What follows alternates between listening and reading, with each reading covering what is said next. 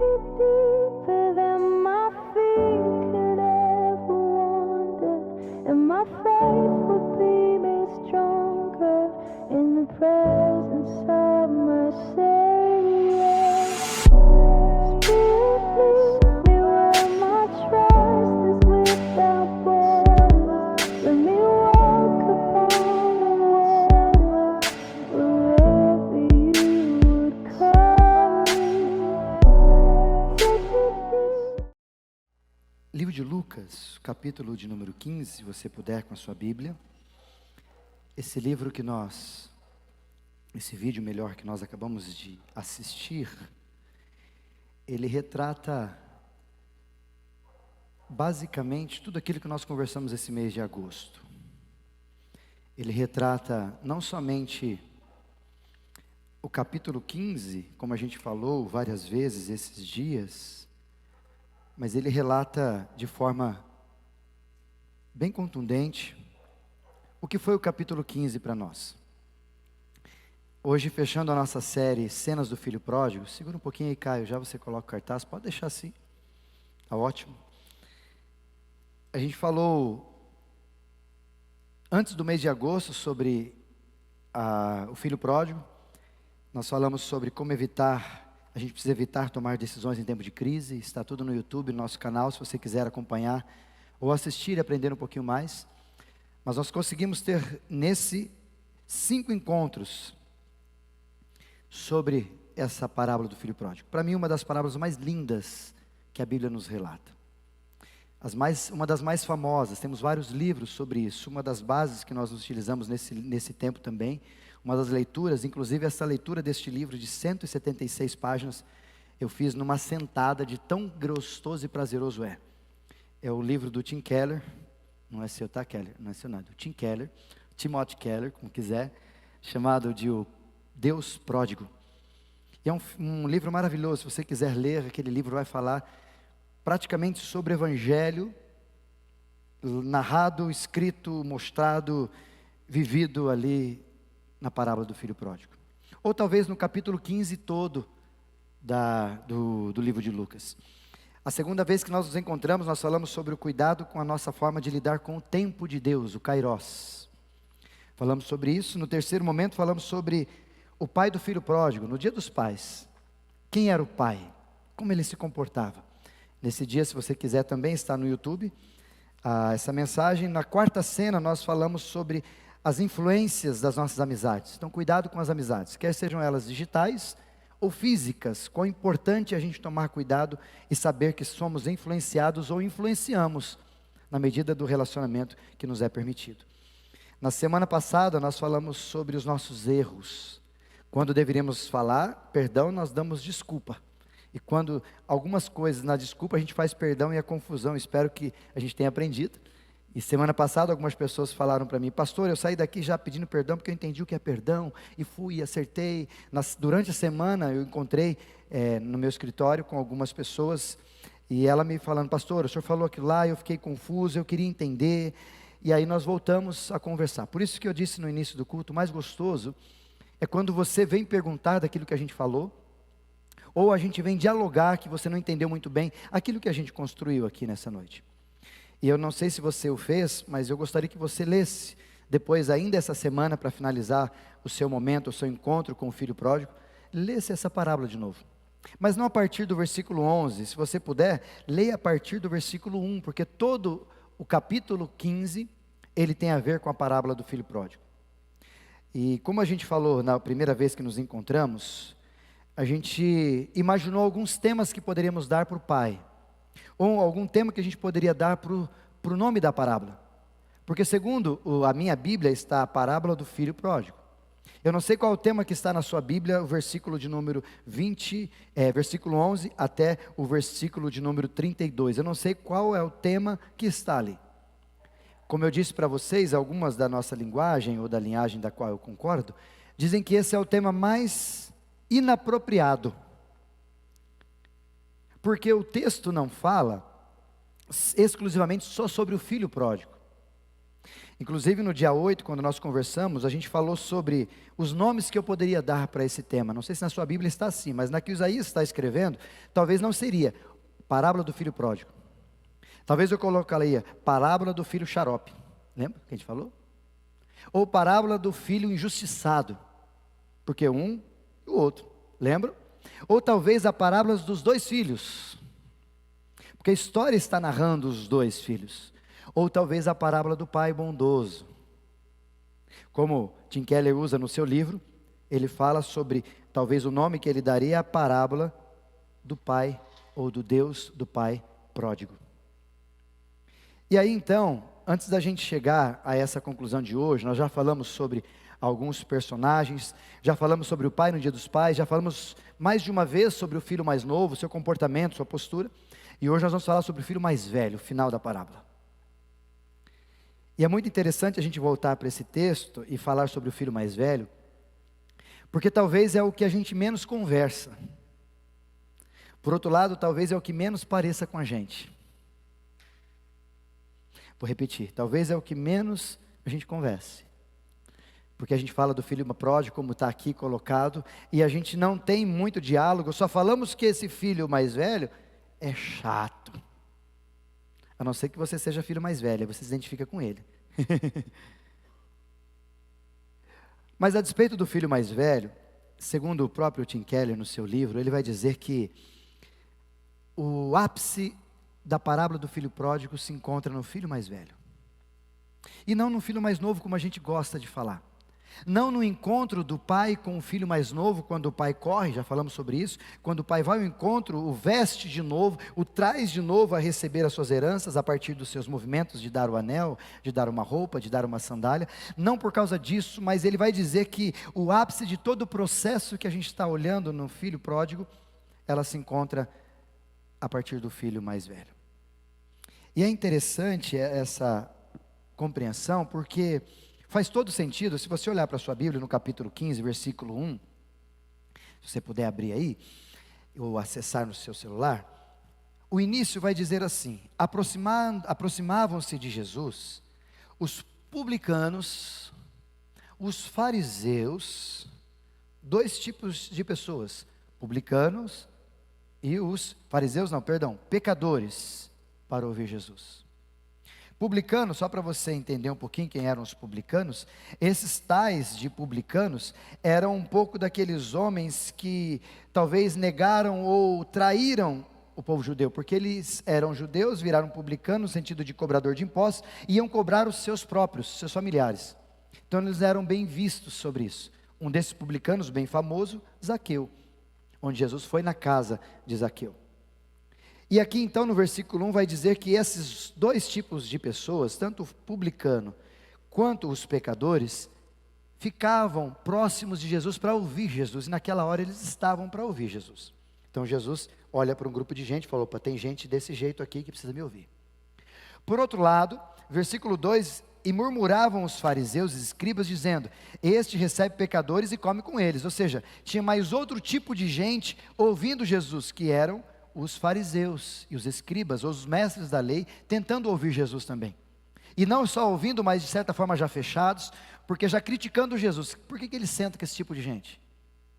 Porque não sei se você recorda, o livro de Lucas vai falar sobre isso, na oração do publicano, quando ele diz: eu não sou como aqueles. Então o publicano, nas suas orações, ele achava que ele era maioral.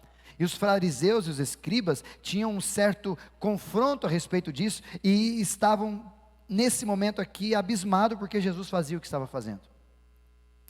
Contudo, quando você começa a perceber a história de Jesus, a partir do versículo de número 3, quando ele conta 3 parábolas, a primeira parábola da ovelha perdida. Ele fala das 99 que ele tinha, o pastor, e uma que se perdeu, e ele deixa as 99 e vai atrás buscar e resgatar aquela. Guarde isso. A segunda parábola, a partir do versículo de número 8, você percebe que ele conta sobre uma dracma perdida. Dracma é uma moeda, parecido com uma moeda, talvez na sua versão está uma moeda de prata. Ou talvez, se você quiser associar, dracma tem a ver com o valor de um denário. Um denário tem a ver com um dia de trabalho de alguém. Vamos talvez ajustar ali, R$100, por exemplo. E ela tinha, segundo o que diz aqui, 10 moedas dessa. Então ela tinha o valor de 10 moedas, e esses valores de 10 moedas ela perdeu, segundo o texto, ela perdeu uma dracma dentro de casa. E segundo o próprio texto, se você observar, versículo de número 8, não acende, ele dizendo, quem perde uma dracma dentro de casa, não acende uma candeia, uma luminária, uma lanterna, vai à casa e procura, sem se cansar, até encontrá-la. Não sei se você percebeu já, mas a primeira tem a ver com a história de alguém que saiu e se perdeu. A segunda tem a história de alguém que mesmo estando dentro, se perdeu. E a terceira parábola, a partir do versículo 11, o filho pródigo, tem a ver com as duas parábolas juntas, numa mesma história. Deu para entender? Porque o filho mais novo é a ovelha que se perdeu. O filho mais velho é a dracma que se perdeu. Deu para entender? O filho mais novo tem a ver com a primeira parábola, porque é aquela que saiu e o pai ao encontro, talvez diferente de forma ali, mas é aquela que ao sair foi para fora e lá se perdeu, estava sofrendo, e de alguma forma um encontro houve entre o pastor e a ovelha que se perdeu. Já na segunda da dracma, ela se perdeu dentro de casa, é como o filho pródigo, ou o irmão do filho pródigo, melhor, o filho mais velho, que também é tido como o perdido, mas dentro de casa. Por isso que quando Tim Keller vai falar bastante sobre essa questão, ele vai se utilizar da ideia de que não havia um perdido, haviam dois perdidos. Os dois irmãos. Um perdido dentro de casa, o filho mais velho, com alguns comportamentos, algumas características, e o outro perdido fora de casa, que é o filho mais novo, perdendo a sua herança e querendo sair e ir para fora, sendo talvez aqui o filho mais novo, o filho rebelde. Não é? Já falamos bastante sobre ele, o comportamento dele, a postura dele, o jeitão dele, é o filho rebelde. E sendo o filho rebelde, talvez Jesus associava esse filho mais novo, olhando para o versículo 1 e 2, ele associava o filho mais novo com os pecadores e publicanos, que na visão dos fariseus eram o quê? Os rebeldes. Deu para entender como tudo está acordado? Então o filho mais novo se parece com a primeira parábola, que ao mesmo tempo é um discurso de Jesus tentando dizer para quem tem ouvidos, ouça, estou falando com vocês, pecadores e publicanos. É aqueles que na visão dos religiosos foram embora. É aqueles que na visão dos que estavam dentro de um sistema religioso, uma igreja, um tabernáculo, qualquer outra que seja a estrutura ali, sinagoga, qualquer que seja, eles eram do mal. Bons somos nós que aqui estamos, maus são eles que lá estão. É desse jeito.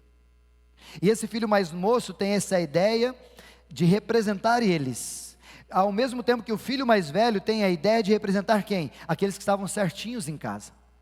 Tanto que você percebe ali no restante dos textos, a partir do que nós vamos ler já já, você percebe essa associação onde Jesus traz o certinho, o moralmente correto, aquele que é o puritano, aquele que não faz nada de errado, e ele fala isso para o pai, quando se encontra com o pai.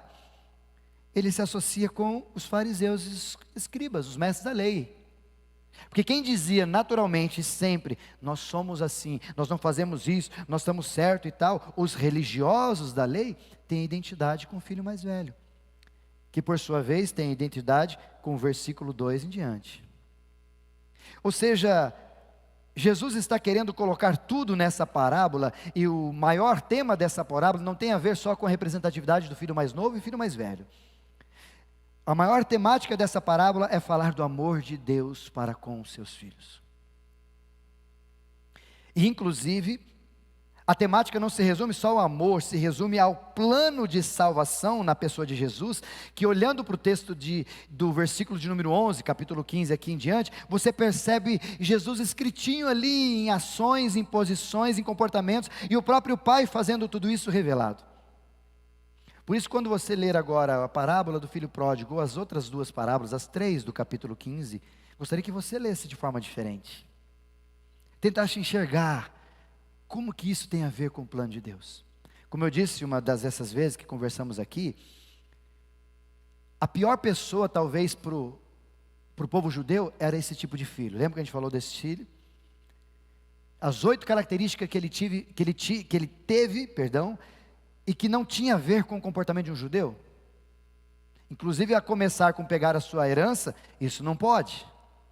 E nós trilhamos nesse processo de 8 características que ele tinha, que nenhum judeu achava concebível uma postura dessa.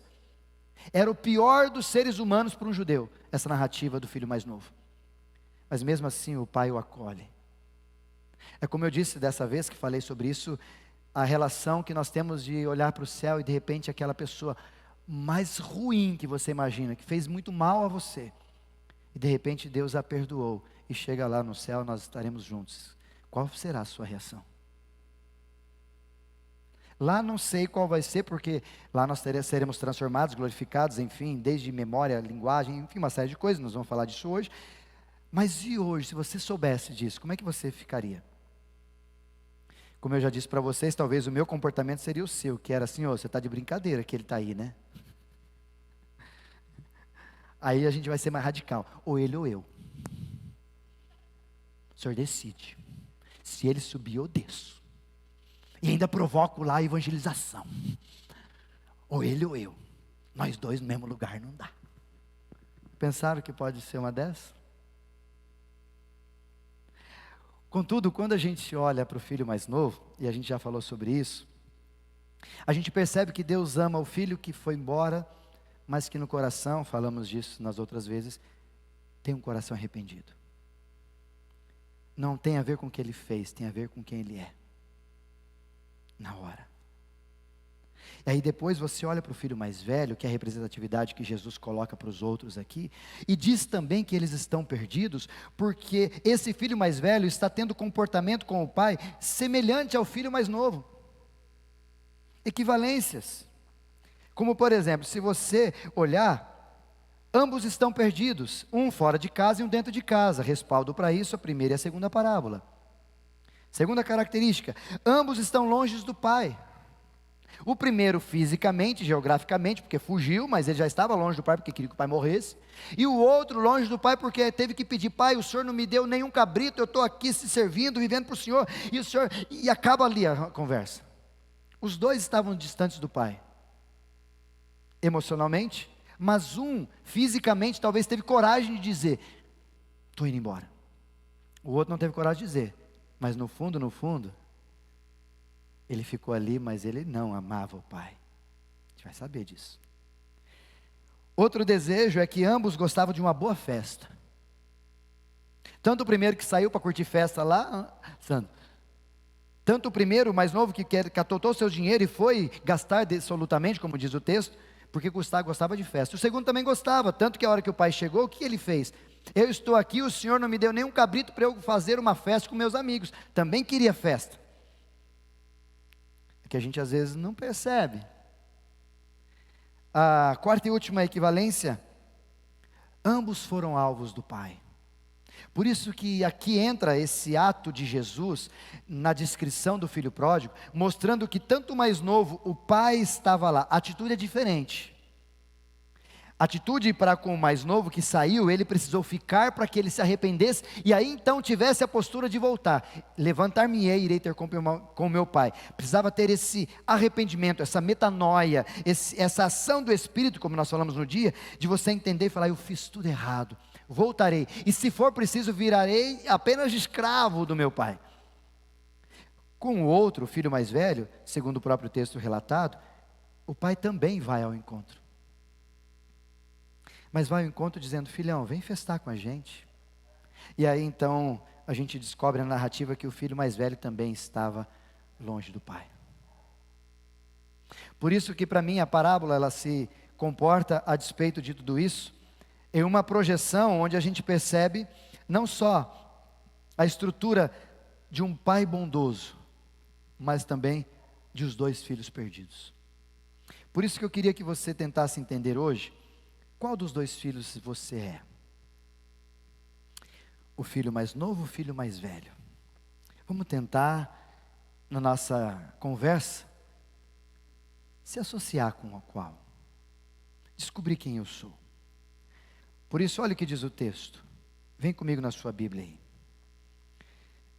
Versículo de número 25. Ora, o filho mais velho estivera no campo, e quando ele voltava, aproximando-se de casa, ouviu a música e as danças. Chamando então um dos seus criados, lhe perguntou: o que está acontecendo? E ele então lhe informou: o teu irmão voltou, e o teu pai mandou matar um novilho gordo, bonito, cevado, aquele bitelão, porque quando ele voltou, o recuperou com vida. Versículo 28. Ele então, o filho mais velho, se indignou e não entrou na festa. Saindo, porém, o pai, olha quem foi ao encontro do filho. O pai, desta vez, ele foi ao encontro do filho. Procurava conciliá-lo. Mas então, ele respondeu ao seu pai, o filho mais velho, versículo 29. Olha a expressão desse jovem mais velho. Há tantos anos que te sirvo, sem jamais ter transgredido uma ordem tua sequer. E o Senhor nunca me deste um cabrito para eu me alegrar com os meus amigos. Vindo, porém, esse teu filho, não é mais meu irmão, é o teu filho, que desperdiçou, vou dizer relatório sobre ele, que desperdiçou todos os teus bens com meretrizes. Aí então tu mandas matar um novilho cevado? E então o pai respondeu a esse jovem: meu filho, tu sempre estás comigo. Tudo que é meu é teu. Entretanto, versículo de número 32 para encerrar. Era preciso que nos regozijássemos e nos alegrássemos, porque este teu irmão estava morto e reviveu, estava perdido e foi achado. Engraçado que a parábola acaba aí. Esse mais velho entrou para a festa, sim ou não? Como é que ficou o relacionamento do pai com o mais velho? Nós sabemos da história do mais novo, que o mais novo entrou, foi restaurado, reconciliou-se e estava festando do lado de dentro. E o mais velho, mesmo sendo procurado pelo pai, o texto diz que o pai disse essa narrativa e acabou abruptamente o capítulo 15. E a gente fica sem saber, Claudinei, o que aconteceu? Talvez aquele programa que a gente tinha na TV, você decide agora. Qual final se dá para essa narrativa? E não só é interessante essa expectativa de abrupta, né, de que acabou e agora, talvez porque Jesus, para o mais honesto e aquele que se arrepende, o relacionamento com Deus é muito mais claro, evidente, tem começo, meio e fim, a gente já sabe o que vai acontecer. Mas para aqueles que se datavam, segundo o próprio Jesus aqui, como religiosos, os bam, era difícil o negócio acontecer. Talvez por esse motivo que Jesus, um pouco mais para frente, vai dizer que dentro da igreja está cheio de joio no meio do trigo. Talvez por isso que dentro da igreja, Jesus vai dizer e fazer essa narrativa, de que tem um monte de gente entre nós, talvez seja você ou eu, que nós não sabemos porque nós estamos aqui. Como eu li no livro de Tiago, no comecinho, estamos perdendo o nosso tempo. Por isso que, olha a diferença entre o mais moço e o mais velho. Vou colocar para você entender. Pode colocar o cartaz para mim aí, Caio, deixar ele aí, o filho mais velho. O mais moço é um pecador, na narrativa da primeira olhada do capítulo 15, versículo 11. O mais velho é religioso. O mais novo é insensato, forgado, pega dinheiro e onde já se viu gastar, insensato. O mais velho, moralista, segue as regras, tanto que ele diz declaradamente: segui todas as suas regras sem sequer uma delas eu ter anulado ou não vivido. Sou bom. Terceira diferença, o mais moço é indisciplinado. Onde já você viu ter um comportamento desse? O mais velho, por outro lado, não é indisciplinado, pelo contrário, obediente, disciplinado, e fazia. Tanto que a hora que o irmão mais novo chegou, onde o mais velho estava? Trabalhando. Lá fora, diz o texto. O jovem mais moço, o filho mais moço, saiu de casa. O filho mais velho ficou em casa. Mas o filho mais moço, mais uma equivalência, estava perdido, e o filho mais velho também estava perdido. Ambos estão perdidos. Por isso que Tim Keller, numa das suas frases, na página 56, a deixei aqui para a gente guardar, diz assim: o pai tem de sair e convidar ambos para que participassem do banquete do amor. Porque ambos estavam perdidos a despeito de conhecer o amor do Pai bondoso. Ambos estavam perdidos. E a pergunta talvez seja essa: qual desses dois você é?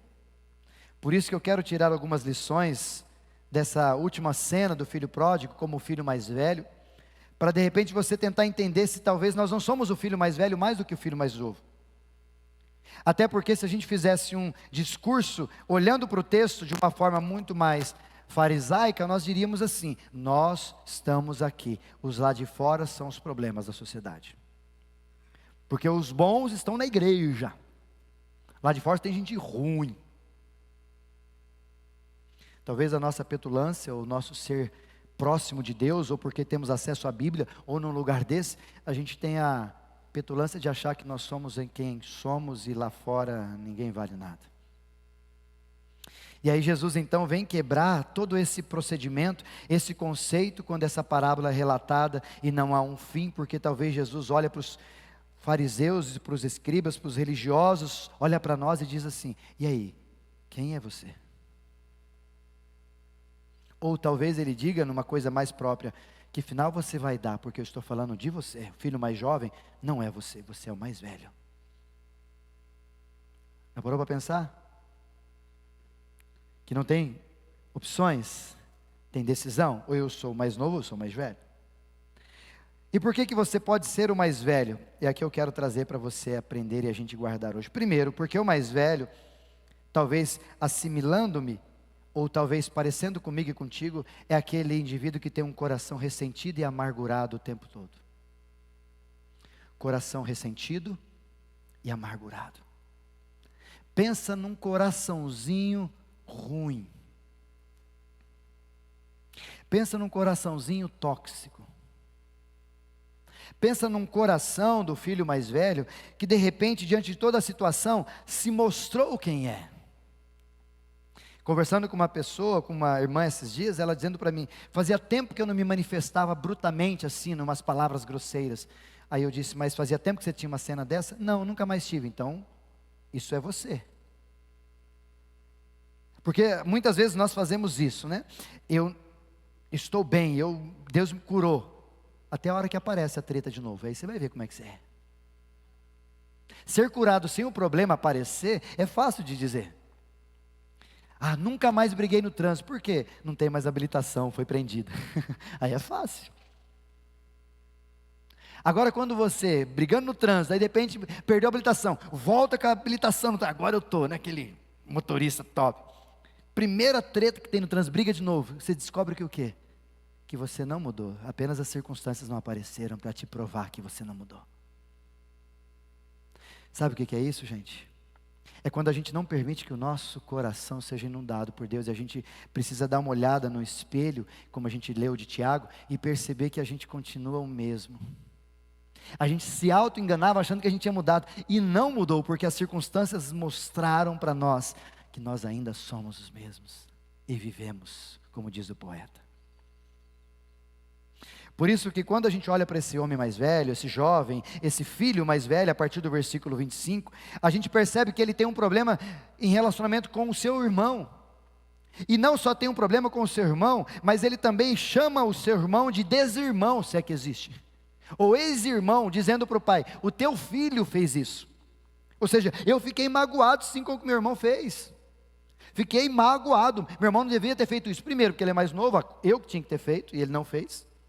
E segundo, porque ele catou o dinheiro que era meu também, porque a hora que divide a nossa herança, ela divide uma parte maior para o filho mais velho, outra parte para o filho mais novo, e aí agora o filho volta, e quando o pai tem essa postura de restauração, está dizendo o quê? Você vai voltar a ter a sua herança. Injusto. Por isso que eu não entro para a festa, porque é injusto isso.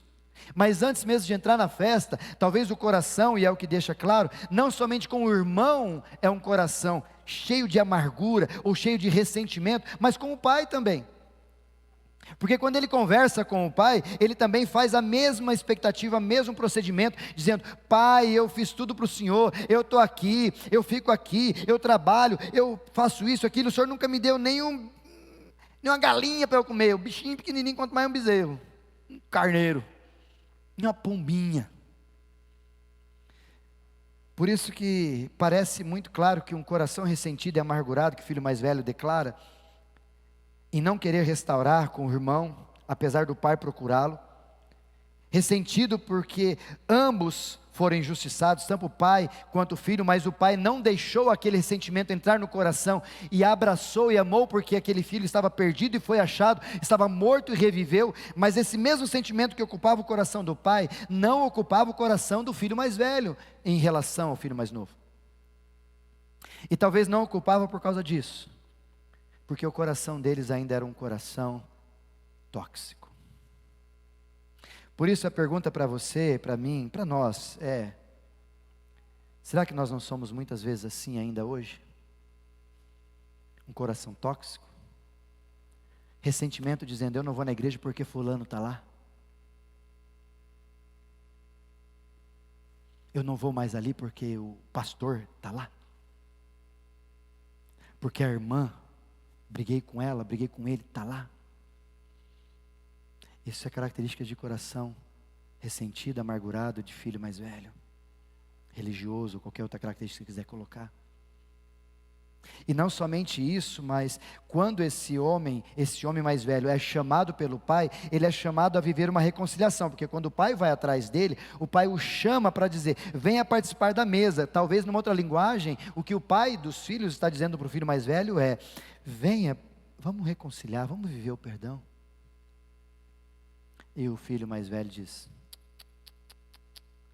até porque a história acaba ali, a gente não sabe se ele foi, se ele não foi.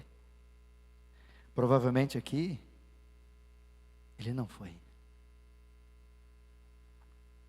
E aí, por essa postura dele de não ter ido, essa falta de perdão, que é o remédio para um coração ressentido e amargurado, deixa claramente que talvez se eu e você temos dificuldade de exalar o perdão, é porque a gente tem um coração parecido com o filho mais velho. Talvez de novo volte a pergunta: qual filho você se identifica, com o mais velho ou o mais novo? E o filho mais velho ainda, além dessa dificuldade de perdoar, a realidade do texto, ela se encaixa a partir da verdade de que se eu tenho dificuldade em perdoar, é porque eu tenho dificuldade em entender que Deus me perdoou.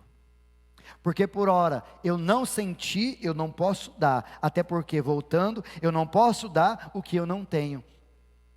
E muitas vezes nós não sentimos essa expectativa. Por isso, 1 Pedro capítulo 1, coloca para a gente, Caio. 1 Pedro capítulo 1, 1 Pedro capítulo 2, Caio, versículo 21.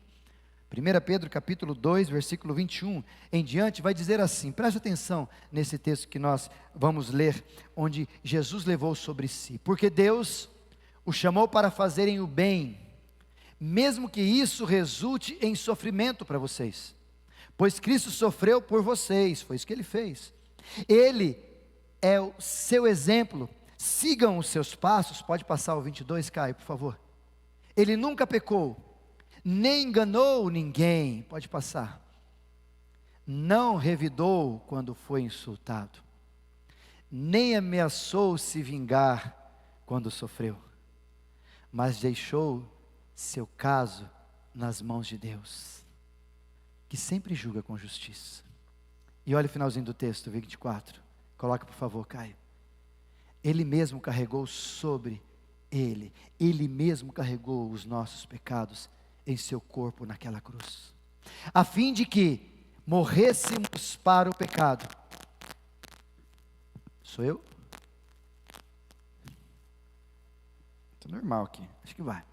A fim de que morrêssemos para o pecado e vivêssemos para a justiça. Por suas feridas nós somos curados. O que o texto de Pedro está dizendo para nós é que Jesus levou sobre si e ele teve a postura de nos perdoar. Sabe que é pilha, meu querido? É? Então, vou trocar aqui, só um segundo, irmãos.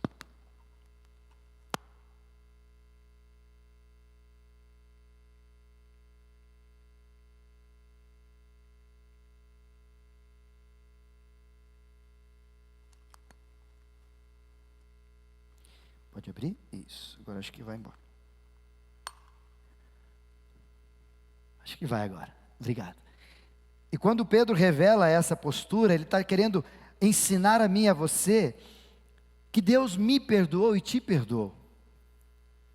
Não há dúvida a despeito da ação amorosa de Deus por mim e por você. Ele me perdoou e te perdoou. Nessa tentativa dele me perdoar e te perdoar, o livro de Lucas e também Mateus, quando repete-se no capítulo 11 e capítulo 6 de Mateus, capítulo 11 de Lucas, a oração do Pai Nosso dizendo: perdoa os nossos pecados, porque Deus nos perdoou. Mas tem uma dinâmica diferente ele quando ele diz: assim como nós perdoamos. E parece que muitos de nós, ela para por aí. Nós olhamos para o céu, entendemos o amor de Deus, mas não vivemos o amor de Deus. Foi acontecer com esse jovem, mesmo estando dentro da igreja, vivendo junto com as pessoas, ouvindo a palavra, tendo a ação da Bíblia, olhando, tendo acesso a ela na sua linguagem, mas a gente não entende o amor de Deus. Mas como pastor eu não entendo, porque a gente não transmite isso para frente. Porque como alguém tóxico, a gente, a despeito do nosso coração, ficamos com ele cheio de amargura. Talvez aí faça sentido Provérbios capítulo 4, versículo 23, quando diz: sobre tudo que se deve guardar, guarda o teu coração. Talvez a pergunta para a gente hoje é essa: como é que está teu coração? Cheio de ressentimento? Cheio de amargura? Cheio de ódio? Talvez essa semana algumas pessoas tiraram você do sério. Talvez essa semana algumas pessoas provocaram você a ter uma amargura, a ficar irado, e você mesmo estando na casa do Pai, parece que continua com esses sentimentos perturbando você e não consegue se livrar disso.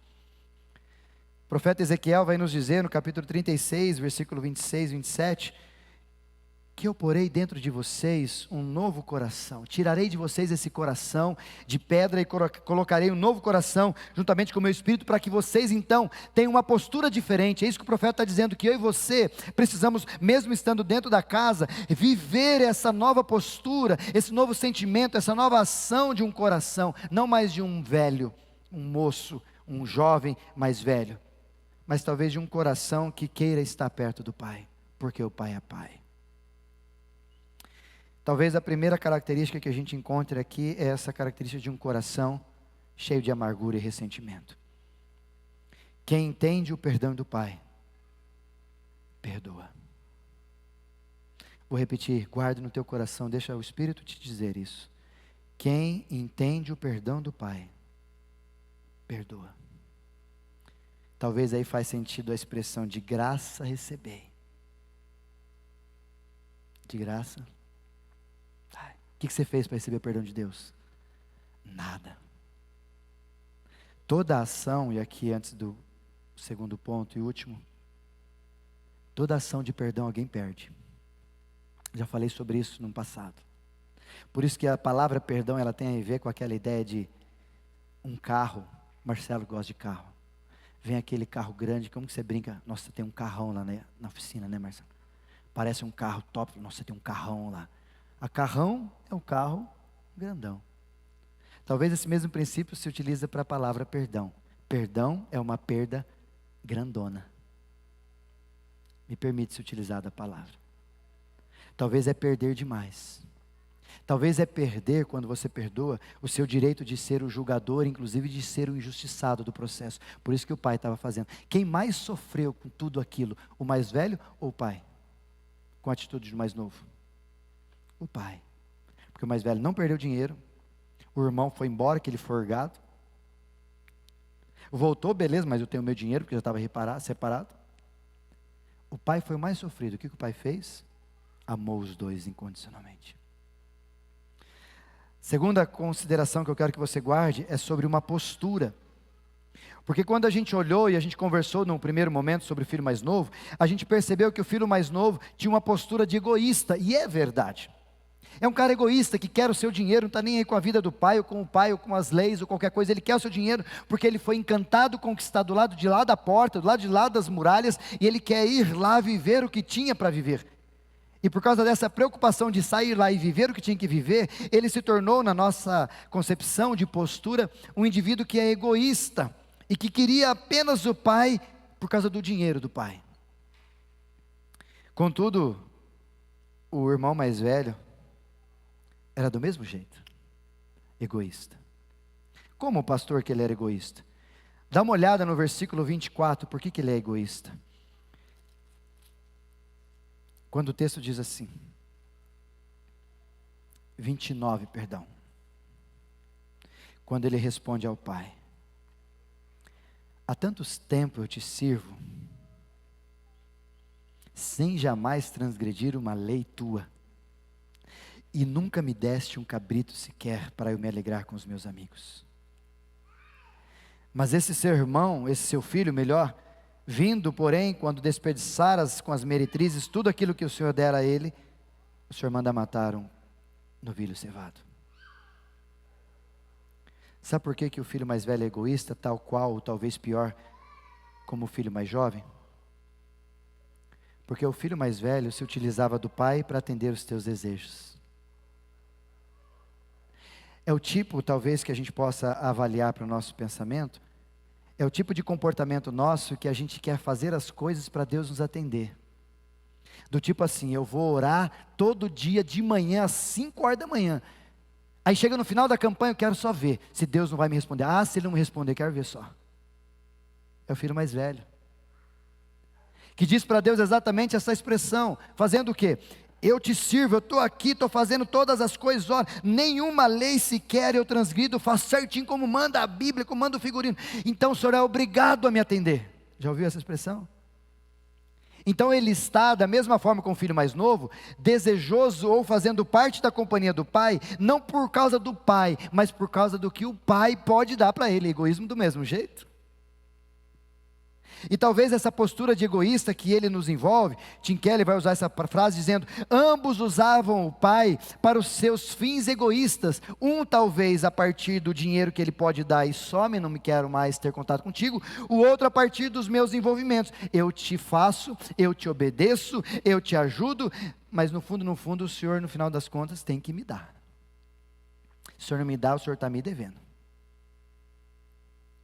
E me parece ser muito comum nesse tempo que a gente vive, usar o pai de maneira distinta, é óbvio, do filho mais novo, mas tudo para alcançar aquilo que eu e você queremos.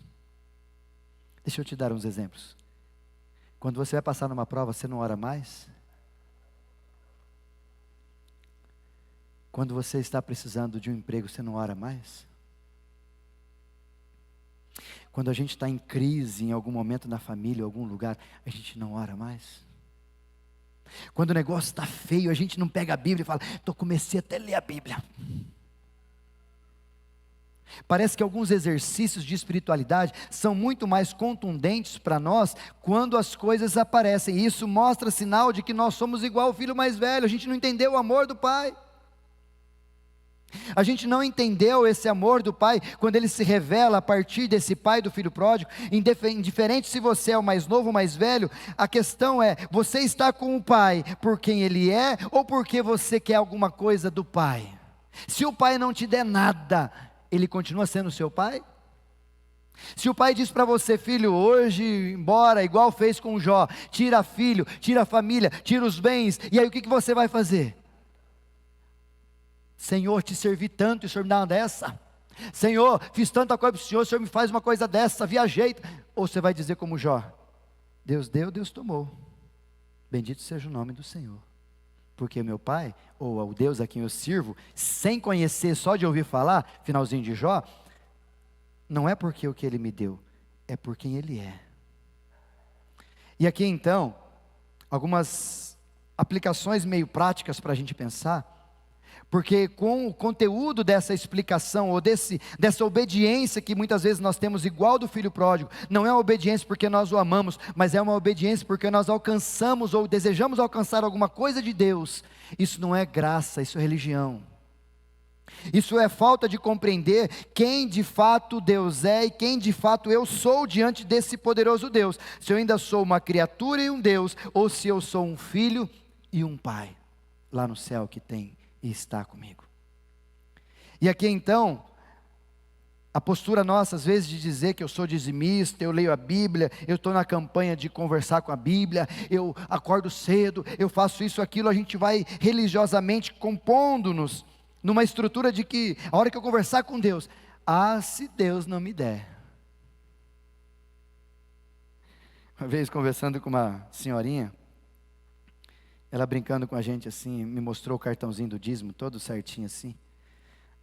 Aí ela falando assim, pastor, por que Deus é fiel comigo? Aí eu catei o cartãozinho dela, falei assim, minha irmã, isso aqui não tem a ver com a fidelidade de Deus com você, isso aqui tem a ver com a tua fidelidade de Deus, sua fidelidade com Ele. Guardei assim, falei, Deus é fiel contigo porque Ele é fiel. Não estou dizendo que você não precisa fazer o que está fazendo, porque isso aqui não tem a ver com a fidelidade dele, tem a ver com a sua responsabilidade de entender quem Ele é. Mas não é por causa disso que Ele é fiel.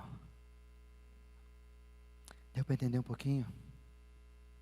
Parece que a gente se associa tanto ao filho mais novo quando nós somos o filho mais velho. Quando a gente obriga Deus a dar porque a gente é religioso, a gente faz, como o publicano, como o jovem daqueles momentos lá de Lucas capítulo 18, um pouquinho mais para frente, quando ele diz nas suas orações, Senhor, eu jejuo 2 vezes por dia, eu sou dizimista, eu faço isso, então anota na sua agenda, sou diferente, hein, te obedeço. Tudo a fruto de quê? De alcançar o que eu quero. Por isso que a gente vive hoje na troca, na barganha, no egoísmo, porque nós não queremos o abençoador, nós queremos a bênção do abençoador. Uma pergunta para a gente concluir, se Deus não te der o que você quer, você continua servindo Ele? Se Deus de repente lhe der outra coisa, a não ser o que você pediu, diferente, você continua servindo Ele? O filho mais velho serve porque quer os teus desejos alcançados, por isso que ele é religioso. Os publicanos, os fariseus, os homens da lei, os mestres, eles faziam o que faziam porque eles queriam alcançar alguma coisa. Isso chama-se religião. Tanto que num outro momento, se você observar, você tem um homem chegando para Jesus e perguntando, como posso herdar a vida eterna? Ou seja, o que eu posso fazer para ter? É que ele não entendeu o plano da graça que não estava finalizado, mas talvez Jesus diria, num outro momento, no segundo encontro com ele, diria, você não pode fazer nada. Tanto que Jesus diz em outras palavras, pede tudo que você tem e vende, dá aos pobres e faz aquela coisa toda, dizendo, tudo que você fez não valeu nada. Por quê? Porque não tem a ver com o que você faz, tem a ver com o que eu fiz na cruz para te salvar. Então, não tem a ver com os seus comportamentos, com a sua atitude, com a minha postura, eu preciso ser bonzinho. Não, você precisa amar a Deus acima de todas as coisas. É isso. E o restante é Deus transformando a gente para tornar quem Ele quer que a gente se torne. Por isso que talvez, e aqui é a conclusão nossa, a gente precisa entender que ambos foram alvos do amor do Pai. Um porque estava perdido dentro, o outro porque estava perdido fora, mas Deus nos ama igualmente. E aqui Jesus está deixando bem claro para eles, publicano, você não é melhor do que os mestres das leis. E mestre da lei, você não é melhor do que o pecador. Porque não é o que você faz, é o que eu fiz, chamado graça. Por isso que a revelação dessa parábola, ela deixa claro que religião, e eu sempre falo disso, quero que você guarde, você que está acompanhando a gente pela internet também. Religião é quando Deus faz um pouquinho e você faz um pouquinho. E em algum lugar nesse meio do caminho a gente se encontra. E aí você diz, consegui porque eu sou bom. Isso é religião. Você faz um pouco para subir e Deus desce um pouquinho e em algum lugar você se encontra. Evangelho de Jesus não tem a ver com isso. Evangelho de Jesus é Deus fazendo tudo e você não conseguindo nem sequer ficar em pé. Porque você reconhece que você é pecador. Você conhece a sua situação. Você conhece, eu reconheço e nós devemos reconhecer a nossa imundícia. Como diz o profeta. que nós somos trapos, que ali não vale nada, que nós dependemos única e exclusivamente de Deus. Romanos 3:23, todos pecaram e carecem da glória de Deus. Nós não fazemos nada, é Jesus, é a graça, é o amor do Pai que fez tudo e nos resgatou, mesmo a gente achando que a gente fez. Por isso, querido e querida, e tanto eu quanto você carecemos da graça de Deus. Não importa o que você fez, não importa o que você faça, já tenho dito isso várias vezes, Deus te ama incondicionalmente. Agora, o resultado do encontro do amor do Pai com o amor do Filho vai determinar quem você é. Se talvez hoje você se encontrando com o amor do Pai, você continua sendo o filho mais velho, você não encontrou o Pai de verdade, você encontrou alguém que você pode sugar e desejar e ter para os teus próprios desejos. Isso não é relacionamento com o Pai, isso é religião. Eu dou, Ele me dá. Eu faço isso, Ele faz aquilo. Relacionamento com o Pai é: o que o Senhor quer? Estou aqui. Não tem a ver comigo, tem a ver com a vontade do Pai. Se Ele quiser me manter escravo, Ele me mantém. Mas o Pai é tão bom que quando a gente chega falando: Pai, se quiser eu viro escravo de novo, volto lá para a estaca zero, Ele diz: não, volta para cá, eu quero te tratar como filho. Essa é a declaração de amor. Por isso, ouvir, refletir e agir, para a gente finalizar. Ouça isso, reflita sobre isso, e se for possível, assim que acabar o culto, ou mesmo no culto, você vai fazer isso. Até porque vai uma consideração: o culto não acaba quando a gente fecha e encerra, o culto continua. Porque o culto a Deus não é o que você faz aqui, aqui é uma aglomeração. O culto a Deus é quem você é depois que você sai daqui, é o culto racional. Então continue o culto, ouvindo, refletindo e agindo. E a pergunta aqui, algumas para você pensar, para a gente finalizar: qual filho você é? Filho mais velho, filho mais jovem?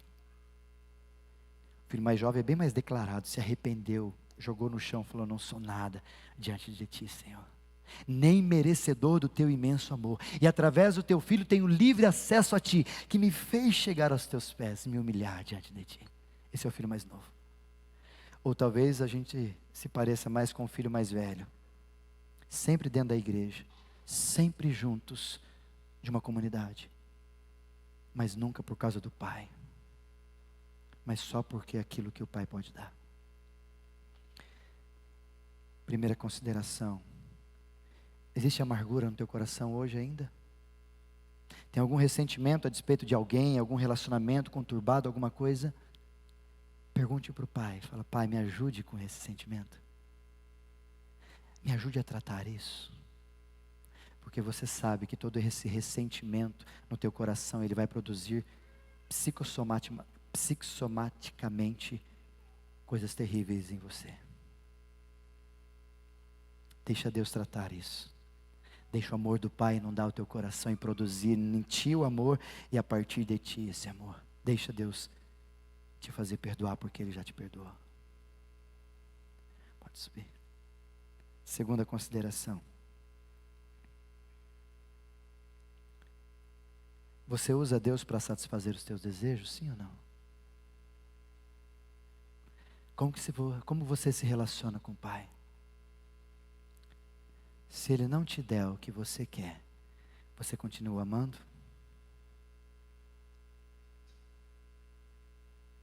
Se Ele não te der o que você tanto deseja, tanto sonhou, tanto orou, você continua servindo?